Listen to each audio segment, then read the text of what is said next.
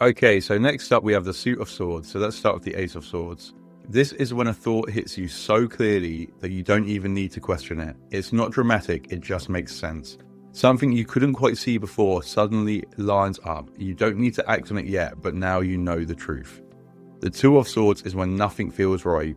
It's like you've weighed both sides to death and still feel stuck. But sometimes the choice isn't about logic, it's about what you're avoiding feeling. The longer you wait, the heavier this is going to get. The Three of Swords is about not just sadness, but disillusionment. This is when the thing you believed in doesn't hold up. It hits your heart, but it also shifts how you see everything. It's painful, but now you're seeing things as they really are. This is the heartbreak card, and it normally happens when a relationship ends. And the Four of Swords is just a mental timeout. You've pushed too hard or been through too much, and now your mind needs a break. This card is about intentional stillness, not to hide, but to get your energy back before you make the next move. And the Five of Swords is that weird feeling after an argument. You might have made your point, but it didn't land how you hoped. Maybe you're right, but if everyone else is upset now or tense, then was it really worth it? That's what this card asks. The Six of Swords is a slow drift away. It isn't a dramatic goodbye, it's just a feeling of distance growing between you and something. You're leaving something behind, and even if it's sad, there's a quiet sense of relief too. And the Seven of Swords is moving in silence. Not because you're being shady, but because not everyone needs to know what you're doing.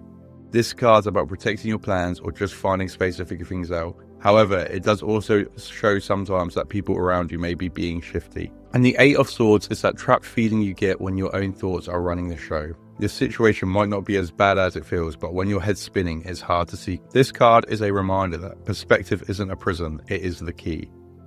The Nine of Swords is all about spiraling. You're stuck in this negative mindset of guilt and worry, and your mind keeps going back to it. It's anxiety, and this card doesn't ask you to fix it instantly. It just asks you to stop pretending it's not there.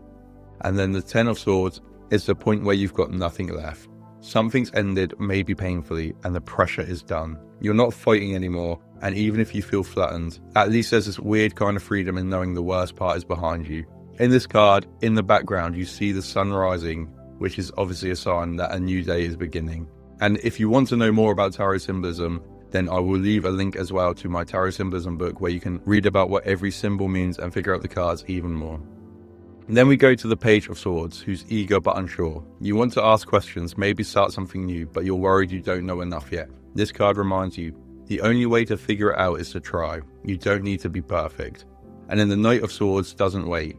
The Knight of Swords is the reckless knight. When he decides something, he goes all in fast. Sometimes that's brave and sometimes it's a mistake. The message here is to check your pace. Being passionate is great, but tunnel vision isn't. And then we have the Queen of Swords, who doesn't waste words. She sees through politeness, small talk, and half-truths. She's fair, but if something doesn't feel right, she'll say, this card often shows up when you need to be honest, even if it's uncomfortable.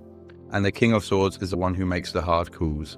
He doesn't lead with emotion, but he's not cold either. He just understands the weight of his responsibility. If this card shows up, it's probably time to zoom and think long term, even if it's hard.